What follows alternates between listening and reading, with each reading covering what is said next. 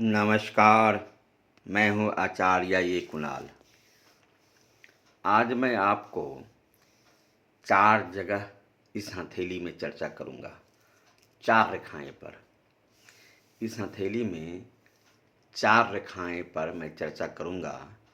इस 4 रेखाएं में ए बी सी और डी आपको दिखाई दे रहा है। 4 जगह तीर का चिन्ह लगा हुआ है इस हथेली में और नंबर डाला हुआ है ABCD। ये चारों जगह में कई महत्वपूर्ण रेखाएं इस हाथ में है, सो मैं आपको चर्चा करूंगा। प्रथम देखिए, हालांकि एक बात आपको बता दें, हस्तरेखा एक रहस्य रेखा है। हस्तरेखा एक रहस्य रेखा है। आप सिर्फ रेखा से बहुत कुछ अंदाज़ा नहीं लगा सकते हैं, बहुत कुछ भविष्यवाणी नहीं कर सकते हैं, लेकिन कर भी सकते हैं। अगर हस्तरेखा को पहचानने आ गया, आपको हस्तरेखा का जाति गोत्र जानने आ गया आपको, तो आप एक एक रेखा को एकदम एक एक पहलू पर विशेष ध्यान देकर आप देख सकेंगे और रेखा पर चर्चा कर सकेंगे। लेकिन कब? जब हाथ का जाति और गोत्र समझने आने लगेगा तब। क्योंकि मैंने पहले कह दिया है, हस्तरेखा एक विज्ञान है। अगर हस्तरेखा एक विज्ञान है तो हस्तरेखा एक रहस्य भी है। इस रहस्य को जान लेना इस साधारण बात नहीं है। मैंने देखा है अपने जीवन में, 28 साल का अनुभव है, प्रैक्टिस का। मैं 28 साल से मैं पामिस्ट्री करता हूँ। 28 साल से मैं ज्योतिषाचार से जुड़ा हूँ। 28 साल से मेरा ऑफिस है। मैं 28 साल से हाथ देखता हूँ। ये 28 साल का अनुभव मैंने देखा है। ये किसी किसी व्यक्ति का जीवन रेखा बहुत बढ़िया रहने के बाद भी अगर हृदय रेखा टूटा हुआ है, दीप है, क्रॉस है, तब भी अकाल मृत्यु लोग को हो जाता है। अच्छा से अच्छा जीवन रेखा रहने के बाद भी अकाल मृत्यु हो जाता है। तो चलिए ठीक है, प्रेत जोनी फिर है क्या? प्रेत जोनी तो यही है जो समय से पहले दुनिया से चले जाना।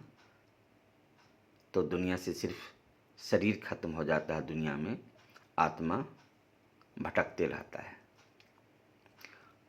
तो देखिए, मैंने आपको इस हथेली के बारे में चर्चा कर रहा हूँ तो मैंने विषय को बदल दिया था मैंने। तो आइए इस हथेली के विषय पर चर्चा करता हूँ मैं। प्रथम देखिए, इस हाथ में ये जहाँ पर देख रहे हैं आप, जहाँ पे तीर लगा हुआ है, वहाँ पर 2 महत्वपूर्ण चीज दिखाई दे रहा है।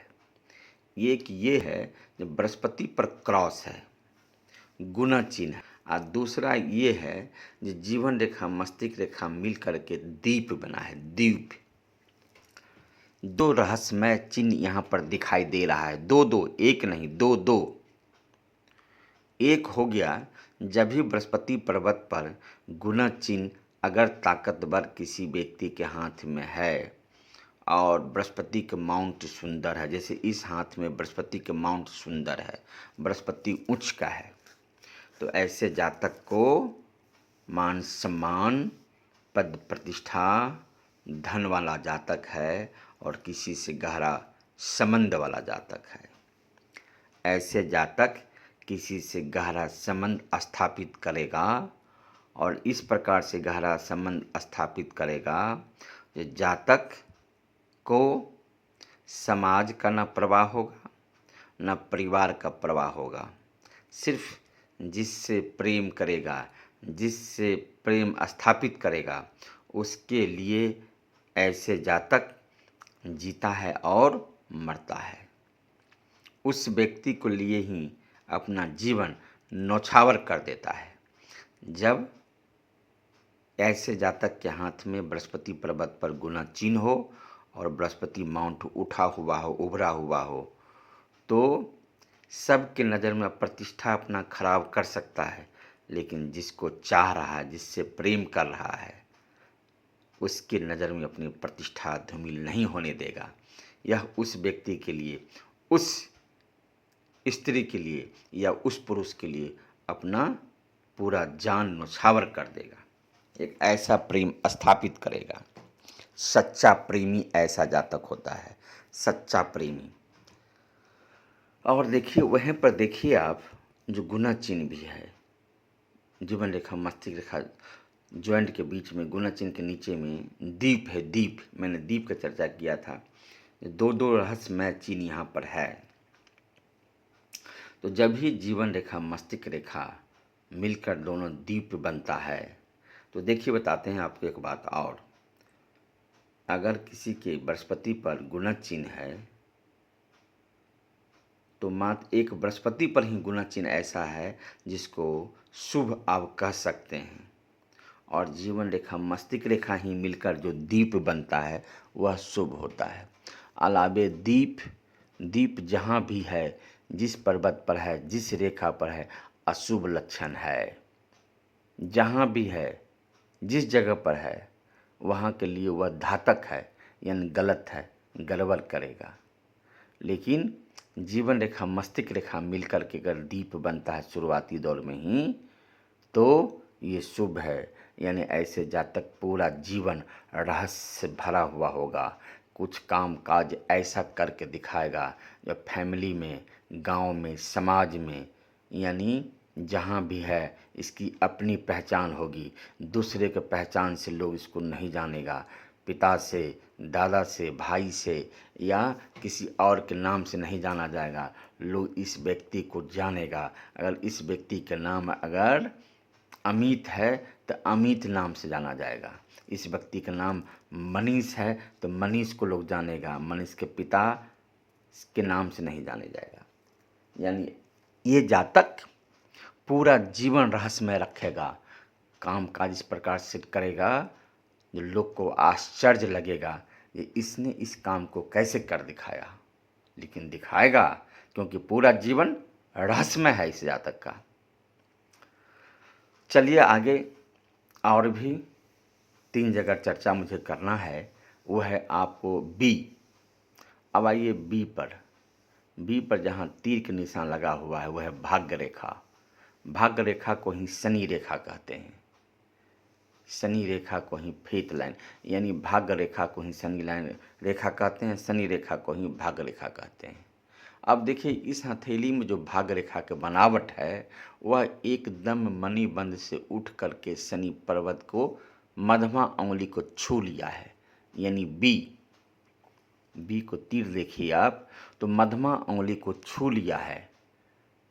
ऐसे भाग्य रेखा वाले जातक को जीवन में करोड़ों करोड़ का काम कर लेता है। ऐसे जातक के पास बैंक में धन रहे न रहे, जेब में धन रहे न रहे, ठीक है, लेकिन धन के कारण कोई काम खराब नहीं हो सकता है। ऐसे जातक के जेब में अगर 50,000 रुपया आया है और ऐसे जातक 50 लाख के काम में हाथ डाल देता है, यानी घर मकान बनाता है, महल बनाता है, शादी करता है, ज़मीन खरीदता है, व्यापार करता है। अगर 50,000 रुपये मात्र जेब में रखने के बाद अगर 50 लाख का काम में हाथ डालेगा तो ऐसा जातक कर दिखाएगा। क्योंकि ऐसे जातक को पैसों के कारण काम नहीं रुकता है। और एक बात और बता दें, ऐसे जातक को रुतबा, खाना पीना, रहन सहन ऊंचे दर्जा का होता है। ऐसे जातक किसी चीज़ में कंप्रोमाइज़ नहीं कर सकता है।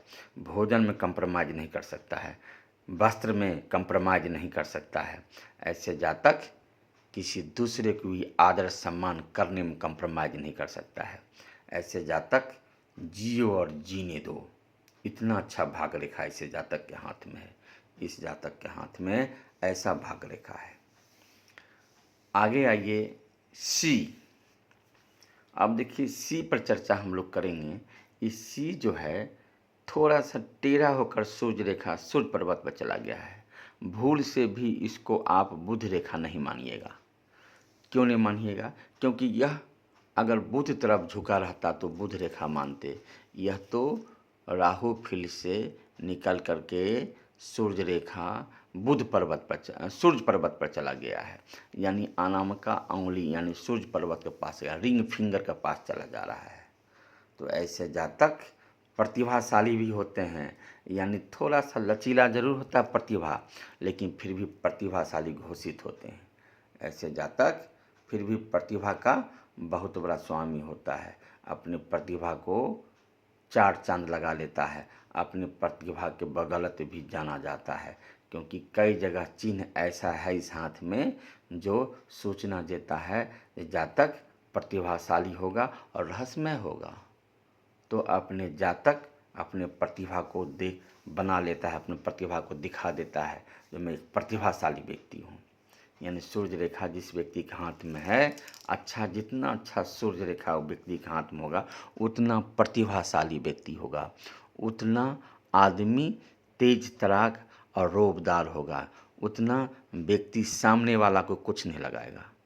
अगर ऐसे जातक जिसके हाथ में सूर्य रेखा ताकतवर है, ऐसे आदमी अपने सामने वालों को सम्मान से बात करेगा, और वो भी सम्मान से बात करे, अन्यथा अगर सम्मान से बात नहीं किया तो फिर अपमान का भी बात करेगा ये, क्योंकि ये प्रतिभाशाली व्यक्ति है, प्रतिभाशाली व्यक्ति है।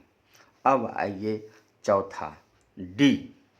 अब डी पर देखिए, लगता है आपको दिखाई देता होगा डी पर एक रेखा निकल करके आप देखिए भाग रेखा की ओर बढ़ गया है। इसमें जब भाग रेखा बढ़ जाता है, ऐसे जातक को मान सम्मान